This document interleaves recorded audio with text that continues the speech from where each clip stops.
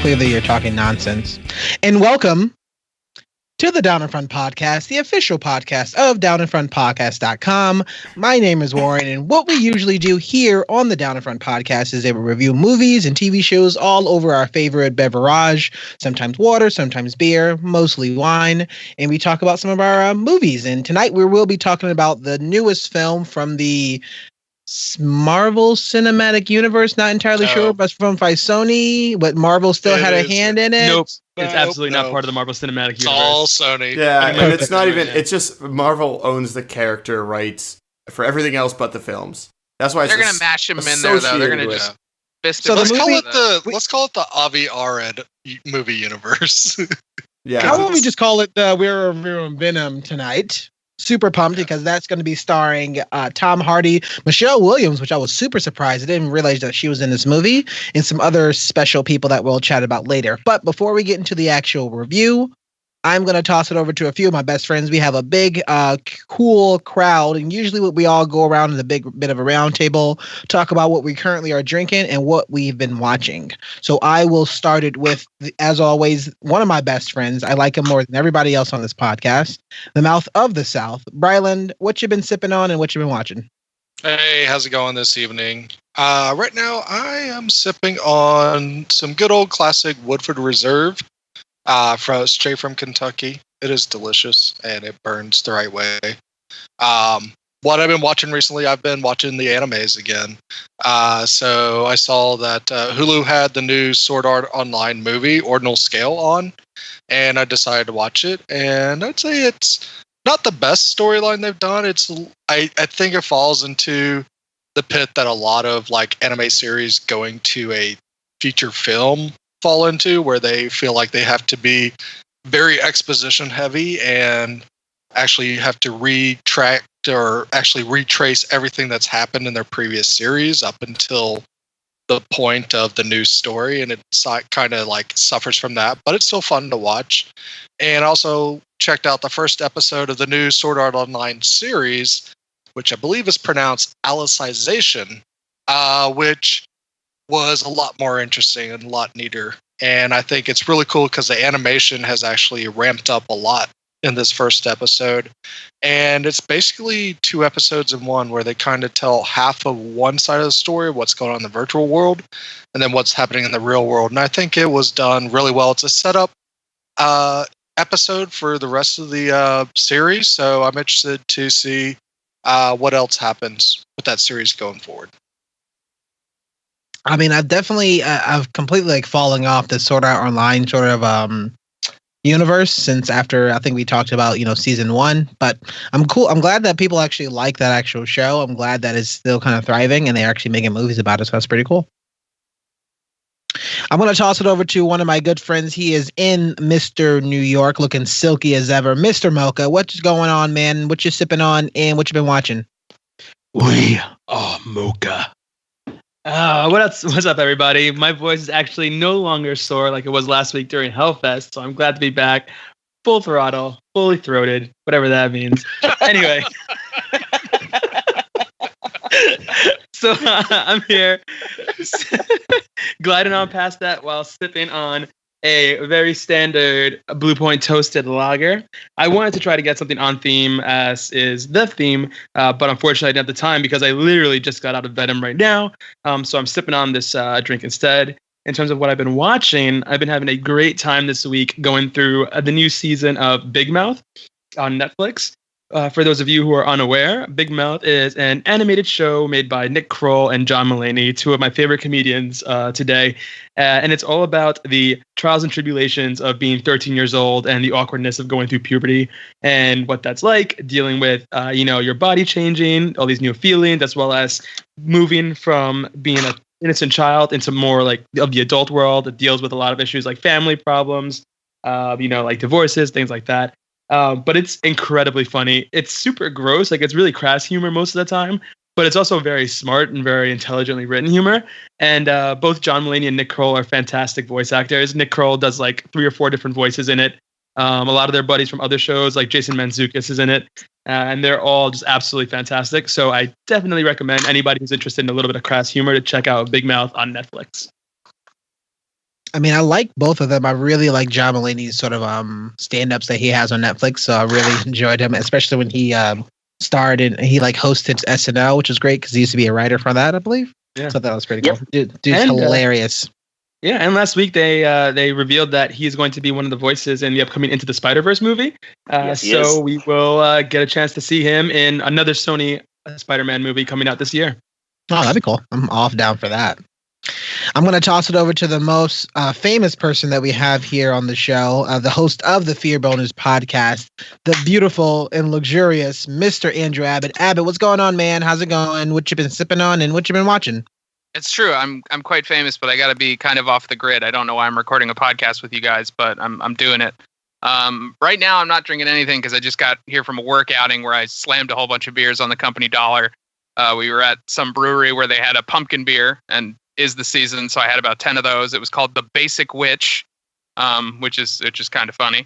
But then as far as what I'm watching, I'm rewatching, going all the way through all the old Halloween movies, prepping for the new Halloween movie coming out in a couple of weeks. Pretty pumped on that. But otherwise, remembering that most of them were sort of garbage. I did just peek the first episode of that new Purge series, which is actually better than I was thinking it was going to be. I mean, I saw a preview of it at San Diego Comic-Con, but now that I sat through the first episode, it's pretty fun. If you are a fan of the Purge series, I definitely recommend checking it out. It's sort of set up 10 years after the first Purge, so considering that the first Purge was the most recent movie, it's kind of a big jump, but you kind of get a better idea of like people's preparation and what they consider going into it. So it's kind of interesting to see like the duality of how it began and where it is 10 years later. So that's kind of fun. I'm interesting to see where it leads after 10 episodes. Abbott, is Halloween 3 Season of the Witch worthy of the Halloween name?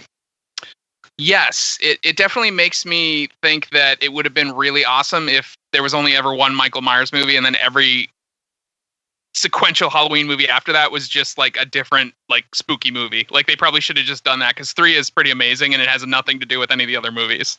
No. I didn't even realize they made that many Halloween. So I guess there's like 69 of them, Warren. There's 39. Okay, cool. That makes sense. Well, Abbott, it's always great to see your face. I'm going to toss it over a gentleman who hasn't been here for a while. We don't really like him, but we just got to do what we need to do. Mr. Kyle, what's going on, man? How's it going with you on the road, playing your shows? What you been sipping on and what you been watching? It's good to be back, as always. I know you needed the ratings, so here I am. With that, I've been good. I've been playing a lot of shows. Actor Observer has put out an album on No Sleep Records in late August, and since then we've been playing Providence, New Hampshire. We're doing Brooklyn in 2 weeks, Syracuse in 3 weeks, and then probably Portland, Maine, and Burlington, Vermont, sometime in mid-November. So we're all over the place, just trying to support that, and it's been really good. Right now, I'm sipping on a Smash Pumpkin by Shipyard that I picked up on the way home, and really watching. I canceled cable, so it's just whatever I can stream on football and the baseball season. Like I'm currently watching the Sox close it up against the Yankees right now. That's fair. I mean, I appreciate you being here. Hope that the Yankees win, so we're all excited about that. Let me toss it over to the Shredder, who needs no introduction, but we all love him. Mr. Blewett, how's it going, man? Mr. Blues Clues, what you been sipping on, and what have you been watching? So I thought I was going to dip below, 70 today. So I went out and tried to grab myself a nice fall beer, and I got myself the limited edition Harpoon Dunks. How is that? It's honestly pretty solid. I wish it was not 80 degrees out while drinking it, because porters at 80 are like pretty brutal, but it's pretty good. Definitely not the season yet, yeah. Yeah, I mean, 2 days ago, it may be, but like it was perfect. Not now. I also have a Gun Hill Brewing Company Chain of Command which is from the Bronx. So Mocha, maybe check that out. I'm not from the Bronx, but thanks for the shout No, out. I know, you but guys. it's like close enough, right? That's how it works. Does the Harpoon Dunks taste like a chocolate frosted or a Boston cream? Or... You know, I don't drink The coffee. floor of a Dunkin' Donuts? So I have no idea. I will say this: it tastes like a porter up front, and then it tastes like coffee on the backside. Has a definite coffee aftertaste. A porter in the streets, a freak in the sheets? Yeah, pretty much. It's like a mullet of a beer. Ew, that does not sound attractive.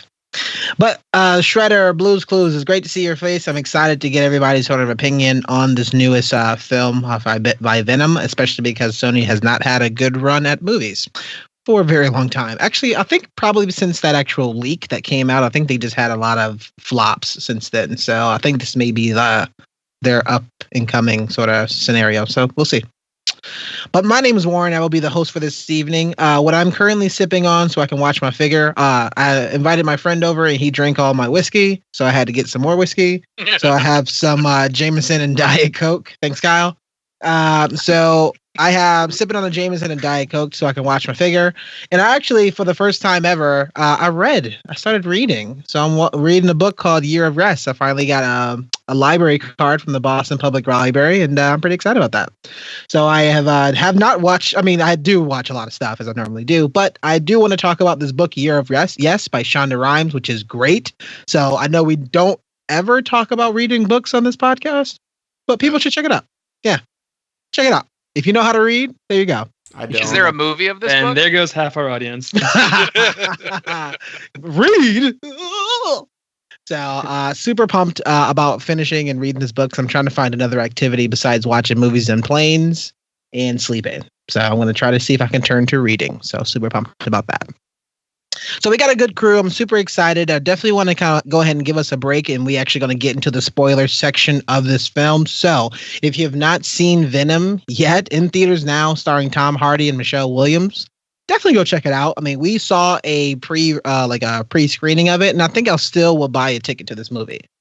So if you haven't seen the movie yet, pause the review, go grab a drink, go watch it, come back, pick up where we left off, and we'll see you soon for a full spoiler section of Venom.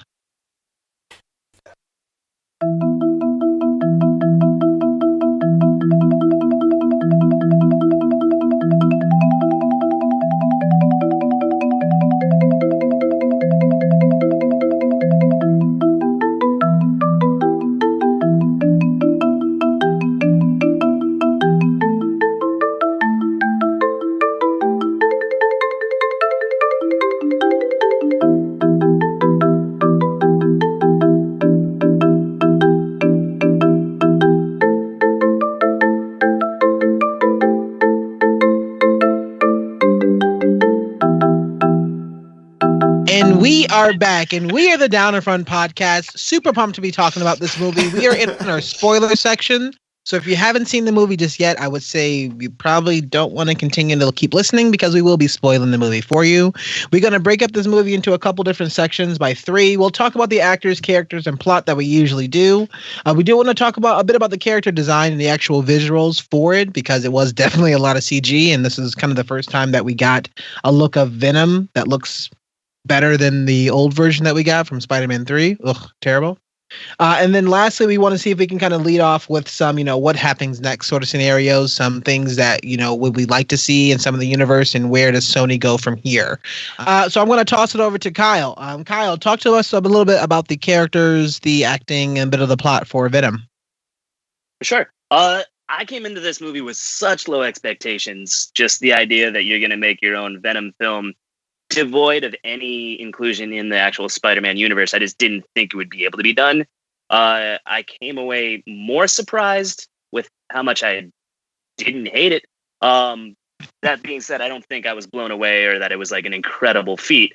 I just think they made a good time out of a movie that I didn't think they had enough legwork to actually build around. And they were actually able to do a lot with basically focusing on the symbiotic relationship between Brock and Venom itself, and just being able to have those two play off each other and go back and forth and then become one as they are. Even though they did it a little quicker than I think they could have developed it a little bit better. It just seemed like suddenly they saw eye to eye. He's like, no, I'm not going to eat people, or maybe I will, but I'm going to save the planet because I think I like you. But no, I thought the development kind of came along pretty well. I mean, it got Eddie at his worst, so that he was at a low point. But then the whole idea that he tried to save everything, I thought was a little like foolhardy and fumbled a bit. But I still had a good time with the film overall. Just really, like I said, the relationship between the two was my favorite part of it. By the end of it, like I enjoyed how much they played off of each other, from Brock not wanting to jump out of the building to different moments where Venom was like, say, teasing Brock about how he felt with his love interest, like those kind of things that I thought were really nice. But that's my overall feeling. I liked it more than I thought I would, but I didn't think I'd like it at all. So that's not saying great things about it, but I still had a fun time with it. I mean, I definitely agree because the only thing that I heard that they were coming out with the Venom film, I didn't know who was in the film at all. But just for the fact that they're coming out with a Venom film, I thought was a little weird. It's kind of like hearing you're going to come out with a Green Goblin film by itself. And I was like, wasn't entirely sure exactly if I was going to like it, but I was curious to see about it. But I'm curious to hear from you, Brylan. What you got? Yeah, so I would say like one of the big pluses of this movie is like Tom Hardy and his performance. It's definitely out of left field. He's definitely acts like a fish out of water, where we learn like he's only been in San Francisco for a couple years, but he's started to make like rebuild his reputation as a journalist and everything. We get a cute little montage about him doing some investigative journalism where he's just straight up just accusing people of doing bad things while walking around. But he actually makes an enjoyable Eddie Brock. His accent, I mean, I don't know if that's a Brooklyn accent, but I'll take it as a Brooklyn accent. I'm sure it's very unique. I mean, sitting here in Boston, I could safely tell you that is not a Brooklyn accent. Like, I think he asked for a pizza one time. I don't know. But it's enjoyable to see him just like chew up scenery and have these quirky things where you're like jumping into a lobster tank and eating live lobsters and all sorts of craziness. And like Kyle said, the relationship between Tom Hardy and the symbiote is the strong point of this movie, especially the symbiote. He likes tater tots. He gives like relationship advice. He's also like a homicidal version of Balky from Perfect Strangers. So he actually has a lot of personality for a piece of just CGI Jello that's walking around. So it's really cool to see them build a personality out of it. And I wish they kind of doubled down on this relationship and made this movie about this relationship being built. Like I love, like one scene I really love is like he tells Eddie why he likes him while he'll stick with him because he's a loser with his people, just like Eddie's a loser as a human. Yeah. And I was like, okay, so how is the symbiote a loser compared to the other symbiotes? He just doesn't eat enough people or something? I don't know. Well, he didn't dive into that culture or something. He didn't have all the weapons, and I think they even kind of hinted at, Riot, he's a badass, he has all the weapons and the stuff like that. He's a squad leader. Like, yeah, exactly. So it definitely seemed like he was like a private in a platoon or an army, and the higher up dude was like a general sort of thing. Yeah. But he also is enjoyable. I mean, I really like that he's just like pushing Eddie in these different directions. He's even like doing like the creepy thing that the crab from Little Mermaid does, where he's like, kiss her now. Type of thing. But yeah, it was definitely fun and Hell of enjoyable. a parallel to draw. It was definitely fun and enjoyable with that relationship going on.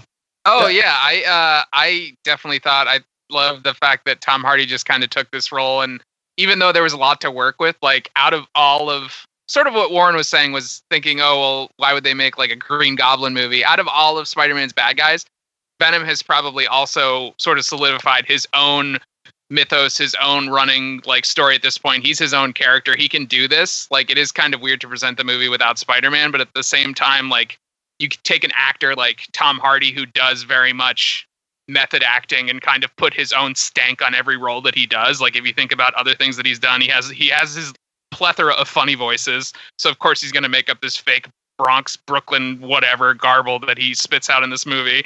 His characterizations, his joking, and earlier today I saw a website that published an article that said like Venom was the best sci-fi romantic comedy they'd ever seen, where it's basically like a romance between Eddie Brock and the symbiote. And I thought that's amazing because it kind of is. They're sort of friends, but they're also a symbiotic relationship where they are very close and they have this intense physical relationship where like he's basically in him at what, like they're inside of each other the whole time. And it is like, that was a great point, Bryland. It is sort of like a weird, sexy, like perfect strangers. Like it's really bizarre. And that's what I loved about it, is how weird it is. But also it borrows a lot from the comics. And even nowadays, like I've gotten a lot more into reading Venom comics because there's a lot of Venom comics out there that are straight up garbage because he's one of those characters that was pooped out in the 90s and kind of sucked for a long time. But in the last few months, they've had a great series that's reinvigorated the character and they're doing a lot of interesting things with him. And so much so, like to your other point where they introduce the other symbiote that has all these powers that Venom doesn't have, Venom is constantly realizing he can, like the symbiote is realizing, oh yeah, I can do that. Like in one of the comics, he grows wings and they're like, have you always been able to do that? And he's like, I guess so. And like he can fly suddenly. And it's like shit like that's really cool. And I'm excited to sort of see, you know, they don't really do that in this movie, but like with a character like this, that's like a moldable, bendable, like work to your will sort of character, you can pretty much do anything. And I think they really do that well in this movie as well. The one thing that I was sort of hoping more of in this movie was I was really hoping it was going to have more of a horror bent, because it was kind of hard to do that with the PG-13 rating. But they did definitely push it, which I was happy about. Like there were people that got their heads bitten off, and he did talk about like eating people. You never saw that on screen. It was the mouth. You did closes. see that one cop. Oh, that one cop, his head disappeared in his barely. mouth. You didn't see any blood. There was no blood, but you did see some heads pop off. And it was cut away right away. Like that was a huge miss for me. There should have been so much blood. The one scene though where he basically hulks that one like SWAT team member and he just like swings him around by his leg and takes out the rest of the crew and just beats the shit out of everybody else with another dude. That was pretty cool. That was terrifying. He ragdolled the guy. Yeah. Yeah, but well, I think it's kind of point about the blood. To Blue's point about the blood in that final scene where he eats the robber who who robs the old lady. Mr. Chen. Mr. Chen. I guess he eats him whole because when he walks out of the place, there isn't anything on the ground, no blood, nothing anywhere. There's no body. Yeah, there's nothing. There's no remainder. Well, in the comics, there's a very specific story about how like Venom and the symbiote sort of need to ingest like gray matter. Like there's a specific part of the brain that they need to eat to sort of get the energy they need to survive.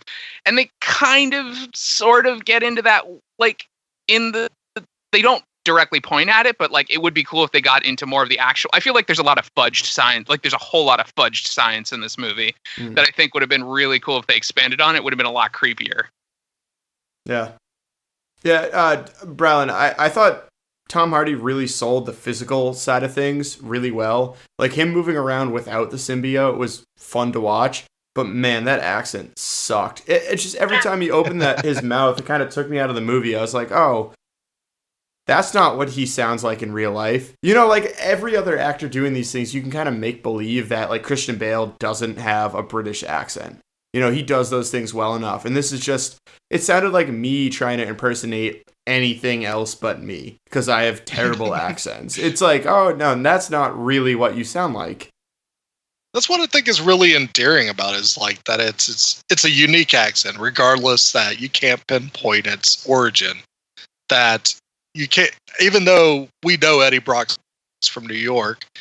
Yeah, I mean, you're not going to say this is a New York accent, but it's a unique enough accent where, yeah, he's standing out from everybody else in this movie, and I think that was really important for him to do, to actually sell Eddie Brock as a character. Well, I mean, that's the discussion that we can get into. I would have talked about this a little later, but like Sony doesn't know what they want to do. They referenced New York, they referenced how he grew up there. And they referenced he had to leave, but they also had this nonsense non-New York accent to try and set him apart as like, hey, this isn't like your grandfather's Venom. This is like the new Venom we're going to promote and like usher in this Spider-Verse without Spider-Man thing they're trying to do.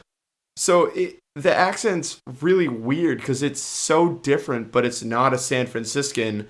and they don't make a ton of references back to New York. They literally make the one reference just to appease people that are going to complain that, oh, this isn't Venom, he's not, the New York reporter. That was just such a throwaway line for me. Yeah, that's probably a business decision where they totally reference them to New York. 100%. That was a let's get Eddie Brock out of New York because we cannot reference Spider-Man until 2019. Yeah.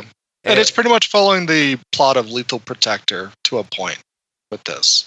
Yeah. And I also thought it was weird that I think I've heard him do a better New York accent in another movie that he doesn't do in this movie. I gotta definitely check and look it up, but I thought it was kind of strange. Maybe Locke, or was he English in Locke? I'll think about it. But what you got, Abbott? Oh, I was gonna say, like, the to actually use a New York accent, you have to pay it's very expensive, the copyright on the New York accent. Has anybody seen The Drop? Because he does a great fucking New York accent in The Drop. And no, never heard of it. Yeah, okay. So I was like, I could have sworn I saw a movie that he does a very believable New York accent. So if you look at The Drop, if you ever watch the movie, which is actually a pretty solid movie, I think, check that movie out and watch that movie and then look back at the Venom, and you can tell why this accent, whatever that he was doing in this movie, was not very good. So I don't know if he can't do it. This is a unique neighborhood accent from like 38th and B, and leave it at that. What? I know, it sounded more like it was from like the southern tier of upstate New York than anything. Yay! Yay! The accent bothered me a lot less than certain Garbage things. plate. That's not how we sound at all. That's how you sound. Probably. The bad guy, the super scientist doctor guy, as a bad guy. Can we talk about him for a hot second? Because he kind of sucked. Riz Ahmed, yeah. Yeah. His character was just dumb, like, whatever. Get him out of there. He was like your standard, like, technocrat that wants to save the world through greed. He was like a second-rate that guy from Upgrade. Yeah. Which, that guy from Upgrade, I'm pretty sure half of us thought he sucked anyways. Yeah, he was terrible. I liked him. That guy is what a lot of the like freaking like flat earthers and random trolls on Twitter think Elon Musk is in real life. Oh Jesus! They should have had a scene where his character smoked some blunts on a podcast. That'd been awesome. His character Carlton Drake, like, he's from the comics. Carlton Drake is the head of the Life Foundation in the comics. Yep. But Carlton Drake also doesn't matter in the comics because the point of the Life Foundation is to introduce us to Venom's children, which Riot is one of them. Riot, originally in the comics, was one of 5 symbiotes that were pulled out of the Venom symbiote when Eddie Brock got captured by the Life Foundation in order to create their own personal army of symbiotes. So, like, I thought it was an odd choice for them to choose Riot as the villain because there's a very specific storyline with Riot as well as several other symbiotes. But also, there wasn't anything interesting to him in this movie. He was just a clone of Venom brought in to have Venom have something to fight at the very end. And there was just nothing really imaginative or interesting to it. And they took a character that didn't really have any business doing anything, being the focus. The whole side story of him hitchhiking back to New York was just dumb. First they kill off, essentially they kill off John Jameson, who's a cool character if they actually kept him, and then, which was unnecessary, they didn't need to transfer the Riot symbiote from John Jameson to some random Asian ambulance driver and then to some little girl so she could get on a fucking airplane. Like what was the point of all that stuff? It was just weird, distracting side story that didn't really matter. I cannot agree more. They could have had the stereotypical. They could have had the stereotypical need to stop Venom, so the bad guy steps into the chamber himself. They could have easily have just recovered all the symbiotes and then just been on with it. There was no reason for that. Honestly, Mocha, sorry, go ahead. Well, no, I was just gonna say that for me, it was super exciting when I saw the lab in the Life Foundation, and they showed that they had at least one guy who had successfully bonded with a symbiote, and the homeless girl had successfully bonded, at least to an extent, that they had multiple subjects, because to me, that screamed all five of the symbiote children are going to be here. It's going to be, it's going to be Phage, it's going to be Scream, it's going to be Riot, Lasher, and Agony, like all of them. But then they just wiped all that clean, got rid of the whole idea of the host, and then we're just like, oh, we'll just give one of them to this, like the head of this foundation because he's had the most screen time so far. So why not? Yeah, I was hoping they were going to show Jenny Slate as Scream because Yeah. I think Scream has just such a badass colorization to her, and she might have been a more interesting choice for a antagonist for Venom in this movie. Is she the green Absolutely. one? No, she's the She's red the- and orange one. Oh, okay. Yeah. The fact that she didn't turn into Scream was a shock to me because they set it up perfectly. They locked her in the room. They gave her symbiote. She was trying to stop things in the first place. So it gives you like a reason to feel compassion, empathy for her as a viewer when she turns bad and starts fighting Venom. But then they're like, nope, she just died. Oh, well, she died. That's it. Let's move on. It They was were just just- like, There were some scenes there that just were also nonsensical and not necessarily. The one scene where like the one symbiote dies and it just cuts it away and he's just like, the symbiote came out. Like, what? It's dead. What? Why did you let it die? And then it just cuts to another scene. It's like, okay, that's to just let us know there's one less symbiote. But then also that one guy who bonded successfully, we don't know what happened to him. That never, like, that was like that side story never finished. We just saw that happen and then voila, like he's fodder for the next movie or Lord knows what. A lot of editing issues in this movie for sure because Yeah, it was there were a lot definitely of kind of weird jumping. There's a lot of weird cuts, like very, very odd cuts. That I was like, I don't know why you switched to that all of a sudden, but I guess that's what you want to do. One of the craziest cuts is like, I mean, basically because this movie has no plot to it at all, is that the Venom symbiote pretty much chooses which way to take the story at one point. Where he just says, it's all like, his whim. Yeah, he pretty much just says, I'm going to do this because I want to, and that's it. That sets up the next scene for us. Yep. And I was like, wow, I can't believe they actually made something it's either written that bad or they were just like, hey, let's just be ballsy as hell and just say, this is the next scene. Get ready, folks. Well, they had the weird time jump in there. They literally, to me, they were dancing around not knowing what they were going to do next. You know, like they didn't have a set plan for this movie, so they're just like, screw it, we have this Deus Ex Machina in there, and then that's just going to guide us. I think one of you all noted that, like, that you kind of liked the fact that there wasn't a ton of backstory. To me, that was a negative, because they didn't have any backstory, because they had nothing interesting to say about this. You know, every single thing that they included in, like, or didn't include in, it was because they hadn't figured out how to actually realize that on screen. I will say this is my main point on plot and all that fun stuff, is that superhero movies mostly follow the hero cycle, right? You know, like someone unassuming to just, like, they make the realization farm boy in a desert planet. Exactly. They make the realization that they're incredible. They go through trials and tribulations, suffer a huge loss, and then they rise up again, and then, you know, that's the victory there. This movie didn't have that. It's straight up, try and think about what the personal challenge for either Venom or Eddie Brock to overcome. I'll say this, like, Venom, his whole thing was he was originally going to go back and then get everyone else to enslave humanity or eat humanity or whatever. But then he just, like, without any sort of context, is just like, I like Earth now.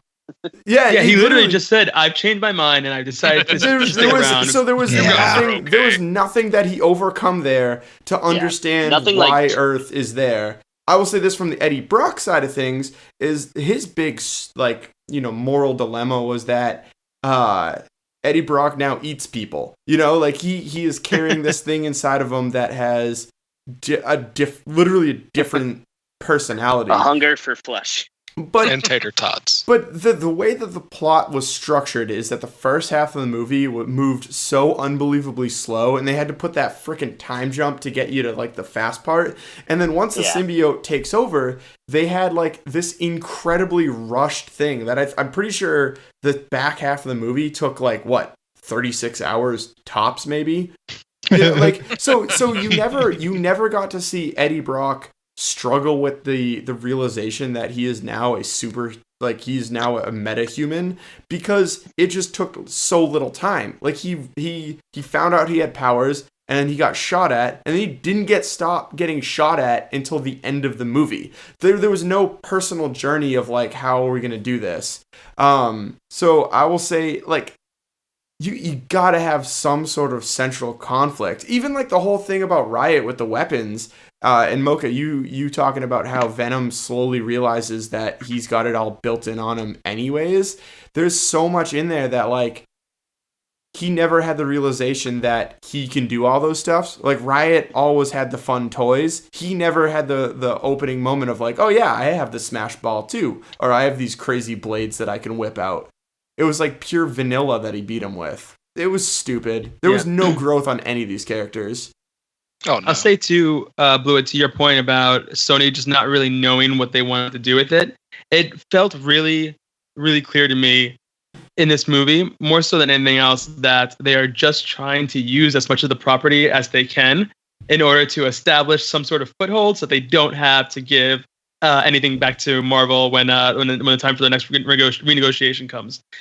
This was something that kind of like from announcements about upcoming movies, it seemed clear. Like they announced Venom, but then also they announced Black and White. They announced a Morbius, excuse me. And it was just like clear, like, oh, they're just trying to knock out stuff to get it on screen. And I thought, okay, maybe we'll see in this Venom movie an attempt to like anchor themselves for the wider universe, or an attempt to like tell a story, like kick off a really strong story to drive forward, which should be their franchise, their main franchise protagonist, moving forward into this universe. And it didn't do any of that. It just threw together a bunch of things so that way they could quickly like get out a Venom movie with some good graphics. And I'll admit that the graphics looked good, even though it was really difficult to follow any of the interesting fight scenes. Like the images of Venom just standing there or talking to Eddie as its like floating head, like it all looked good, but there was nothing else beyond that shine. Yeah, and speaking of confusing things too, just one more actor I wanted to bring up was Michelle Williams. She's an amazing actress. What's she doing in this movie? Yeah, why? I can't agree. I cannot agree with you more. Although I would say, Michelle Williams has been in some great stuff, and this is like her time to shine. So feel free to feel free to do whatever that she wants. I think I definitely want to see her in more things. I've seen her in musical. I've seen her in a bunch of other movies, even last year that was Oscar worthy, that she actually got snubbed for the nomination, but everybody still likes her. So I think, I know it probably wasn't in the best movie, but I think she at least kind of stepped out of that role of, though she did in this movie, stepped out of that role, like had a bit more of a focal point, and at least kind of got into in this kind of comic book sort of scenario, which is a little bit more campy, a little bit more fun. So I'm always down to see more Michelle Williams. So I never will mind that at all. Yeah, so, she has like less character development in this movie than Rachel McAdams had in Doctor Strange. To piggyback on what you're saying, Warren, if you think about it, even though she didn't have like any severe screen time, she did wear the symbiote and kill 4 guys. Like she was Venom for a hot second, which was pretty cool. And then sort of Lady Venom was pretty cool, and that kiss was really intense. I don't know if it was intense or sexy, but it was really interesting. I mean, who was kissing who? Was Eddie Brock actually kissing the symbiote, or was he kissing Michelle Williams? All of it all at once. Yeah. That's one thing that I did appreciate about this movie. At least they gave us one solid deep cut there. Like Anne Weying is a character is like Eddie Brock's estranged wife in the comics. She does bond with the Venom symbiote to save her life a couple of times to become She-Venom. In the comics, the experience of murdering people as She-Venom drives her crazy, and she throws herself off a roof and kills herself because she can't deal with it. Which honestly would have been a great angle to take with Eddie Brock. Like, what is it like when you realize that you're killing people because an alien is possessing you and forcing you to do things against your will? But I at least appreciated dumbed it down though. Like that's what I was gonna say is leading back into like how they don't really do a lot of deep explanation of like, oh well, what's his power set or what's his origins? Because at one point when she does eat that guy's head, she gives him back the symbiote, and she's like, oh my gosh, I ate that guy's head. And that's it. She just kind of dismisses it like that she ate someone's head. But then earlier in the movie, when Eddie Brock gets flung off a motorcycle and completely wrecked, and then he swims across the New York harbor or the San Francisco Bay, and he gets up and he's like, he has that weird moment where he's like, oh, my legs were all messed up. My legs were all messed up. Oh, my legs are fine. And that's it. Like, he's just accepting it. He accepts it. She accepts it. It's blown over. This is Venom the movie. They're aware that they're in a movie. And that's what's so weird about this, because it does very much feel like a pre-MCU Marvel movie from like 2003, 2004. Yeah. But also, to counteract that, like, that's sort of Sony's angle, is they are building this thing and they're referencing from when they were originally still at the helm in those days. But Marvel right now, what they're doing, just to bring that back around to the comics, is they're making these new Venom comics where they're completely rewriting the Venom origin story to be completely different from what we just saw in this movie, which is kind of funny because they are kind of working together, but at the same time, they're sort of trying to work against each other at the same time. So, guys, I know we want to definitely talk about it. We're going to go to the next section, but we still going to come back and see how much time we got. Let's talk about the next moment here. Let's talk a bit about the character design and a bit about the actual visuals. So I'll start with you, Mr. Bryland. Yeah, I really like the design of the symbiote and the Venom suit itself. Whenever he suited up, it looked really cool, even though it was crazy that he grew like 5 feet whenever he did it. I thought that was kind of weird.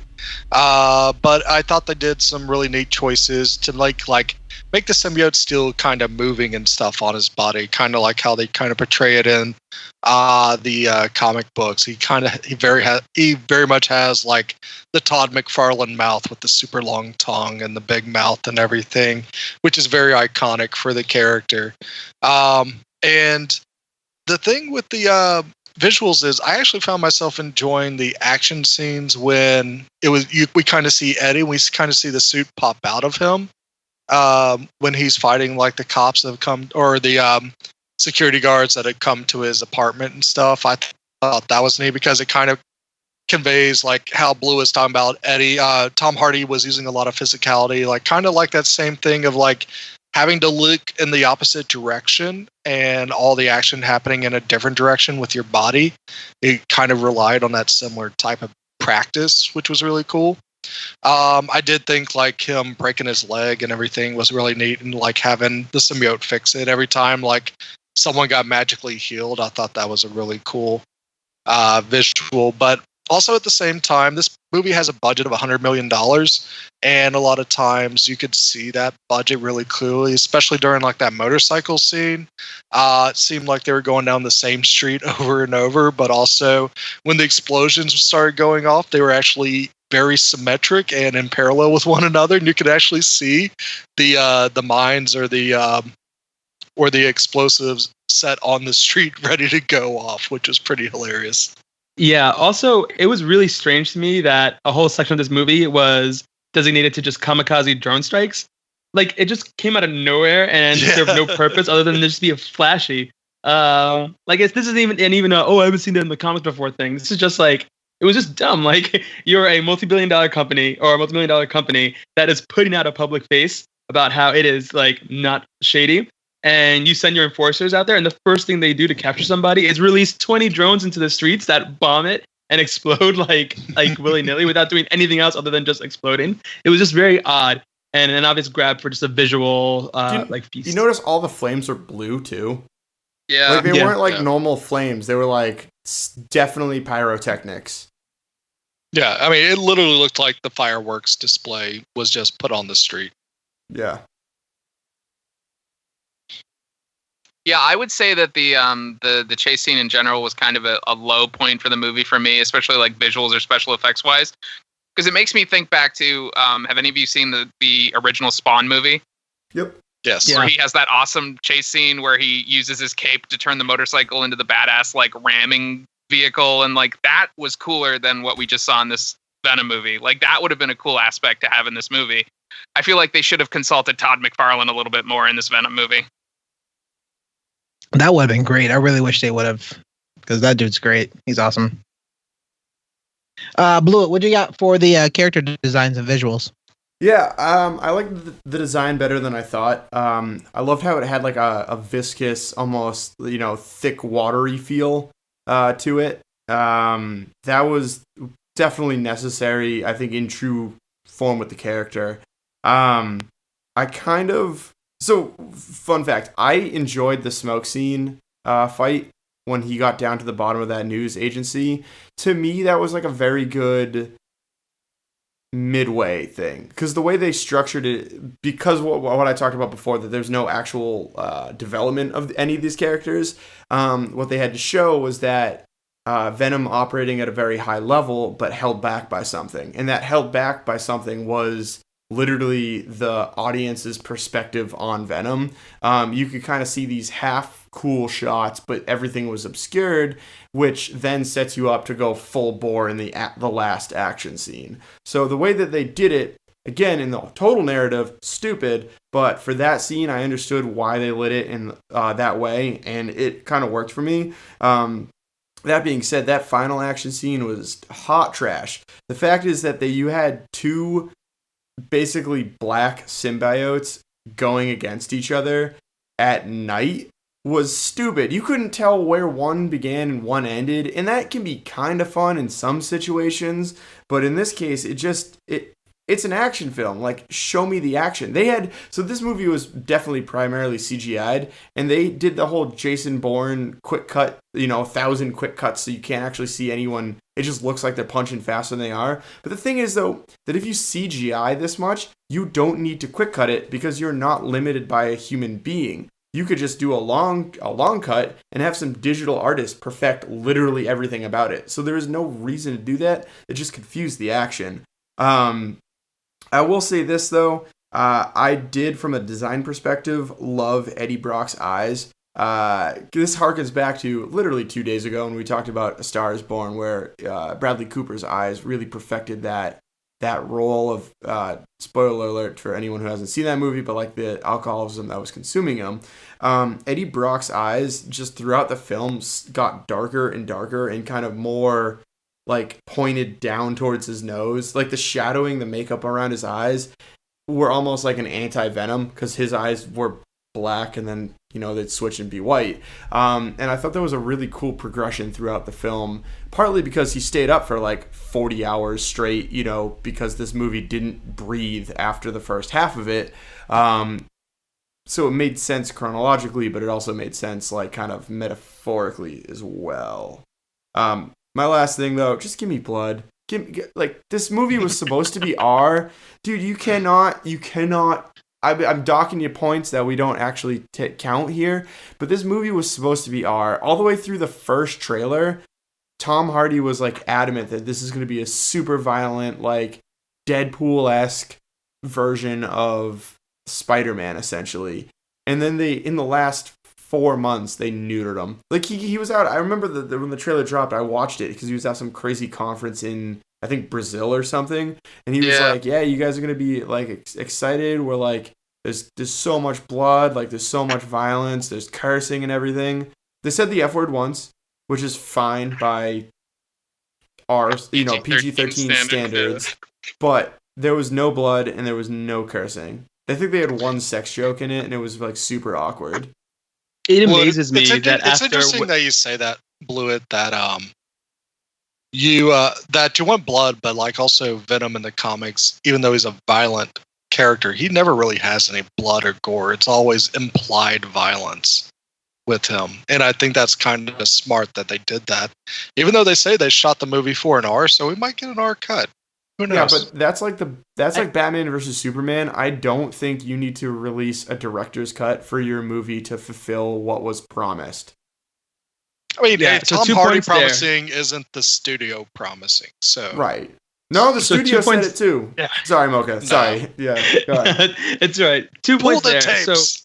So one, the notion, like, I am completely against an emergent trend of releasing a shitty movie and then afterwards giving us a cut that is different.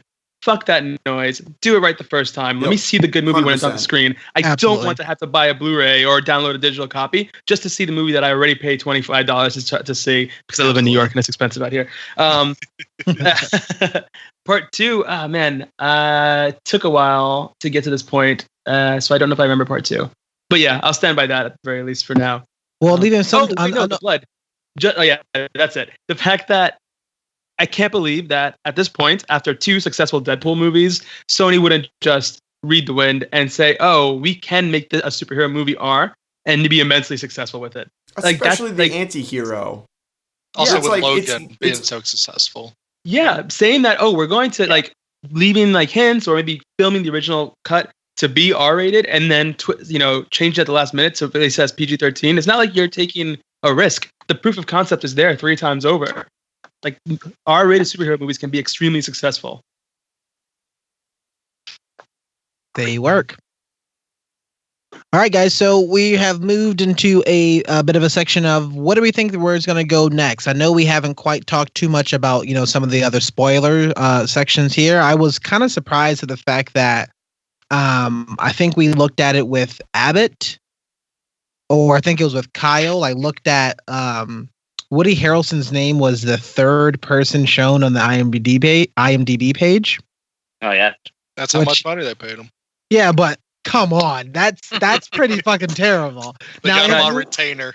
No one has ever looked dumber than Woody Harrelson with that curly red hair. Woody Harrelson's Cletus Cassidy looks like Carrot Top on meth.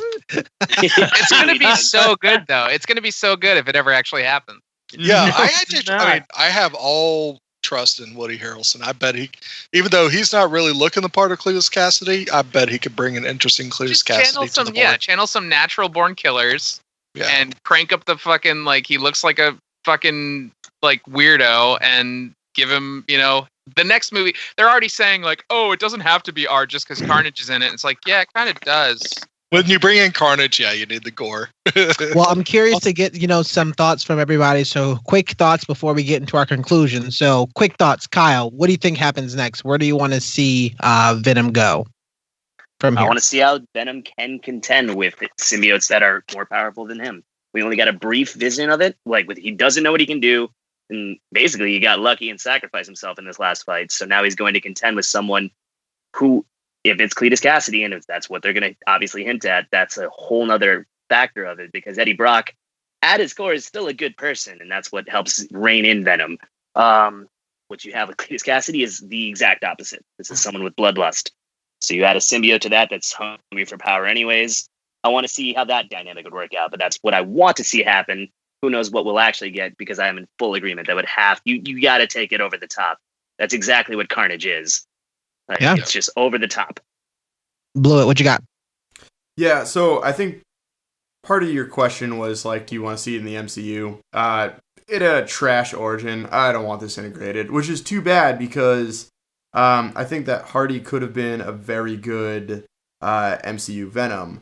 I agree with Abbott that earlier what he said about the horror theme. I thought you could almost have done more of a stalker type thing where you don't really show the symbiote and you just kind of do more of that mist scene where it's just slowly creeping up to Eddie. I think he should have really arrived in the last third of the movie, whereas we got a little bit too much confusing time kind of in the middle of them not really figuring each other out but coexisting together.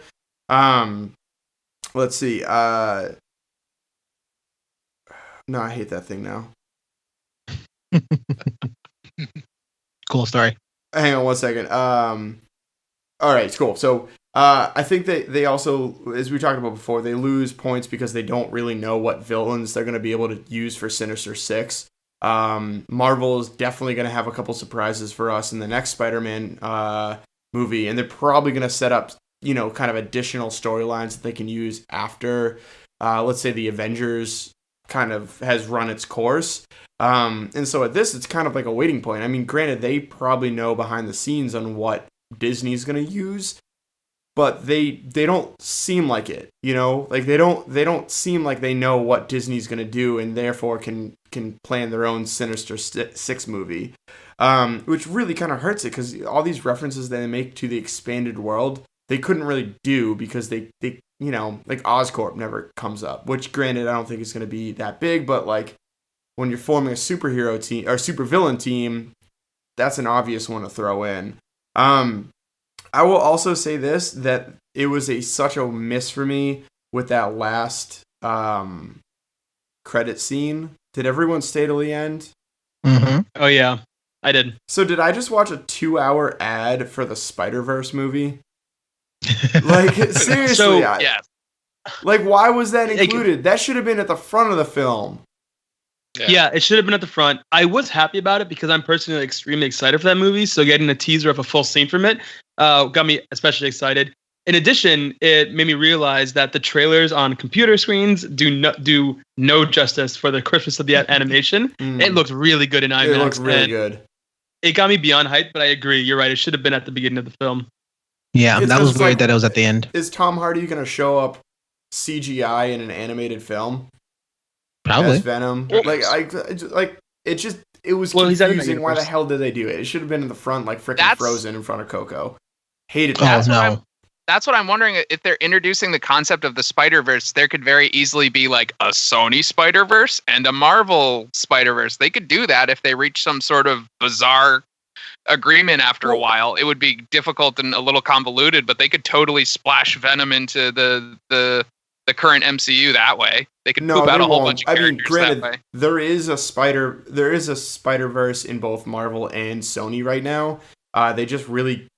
They can't not talk to each other like the X-Men, but they just shouldn't talk, and it's stupid. The whole thing's dumb. It's a bunch of legal thing. I'm glad that we got Spider-Man for Avengers and Civil War, but like, just freaking let it go, Sony. Like, let it go. Just like Frozen. That's the second Frozen reference I'll make right now. I mean, the movie's great. Mocha, what do you think it was gonna go? I don't know. I mean, it's pretty clear that they're going for a Carnage movie next. And I don't know how they're going to go about that. And I don't know how I feel about it, only because they spent so much time in this movie showing us a conflict between a symbiote and a symbiote.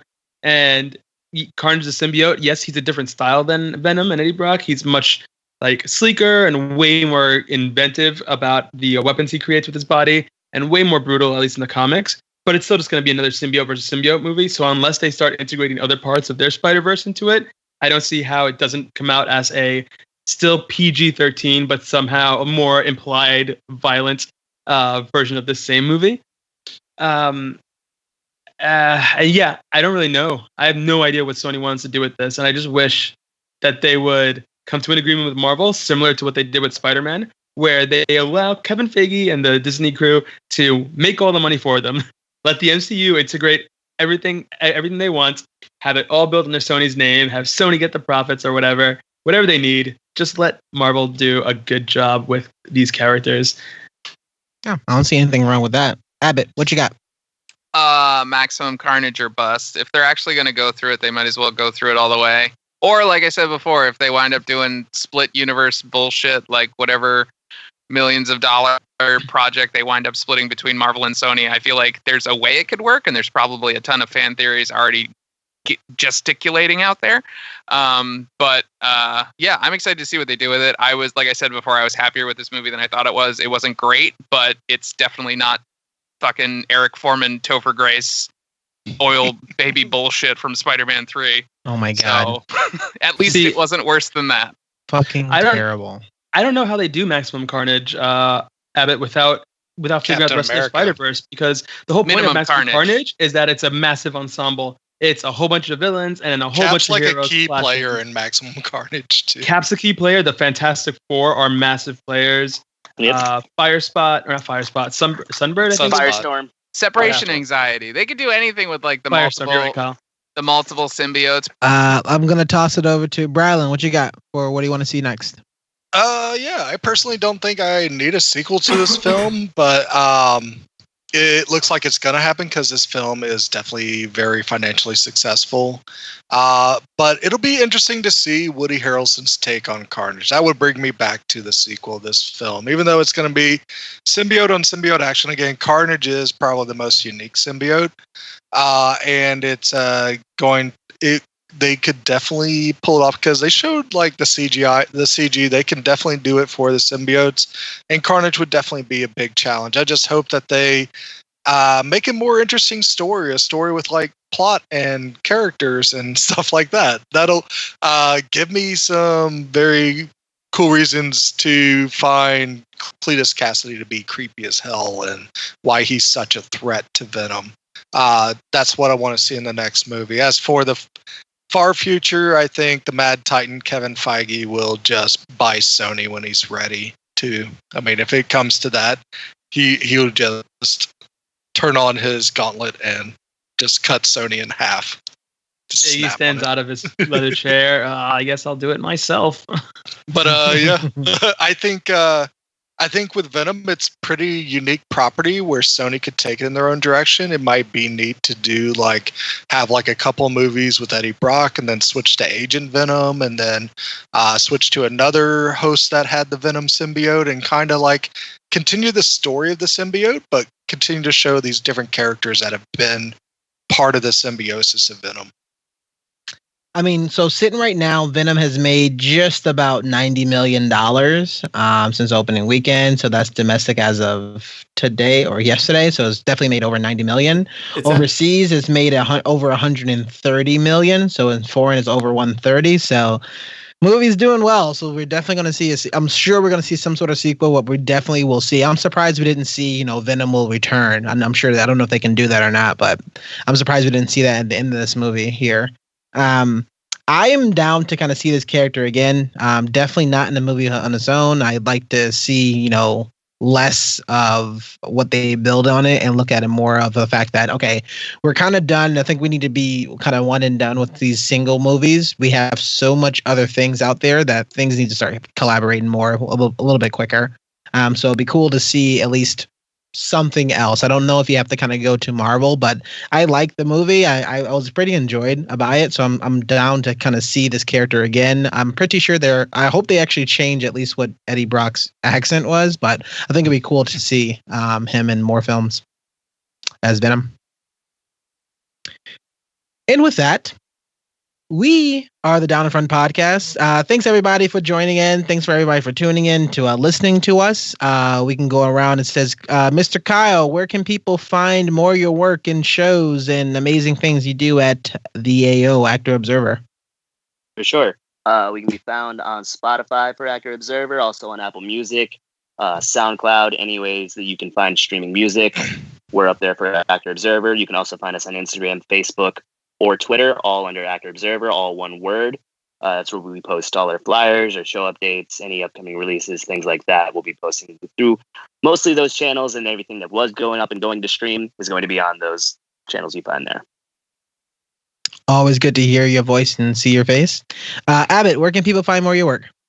Yeah, we're actually celebrating currently the 1-year anniversary of Fear Boners being part of the Down in Front crew. Thank you for giving us the opportunity to spout the nonsense of my love of horror movies.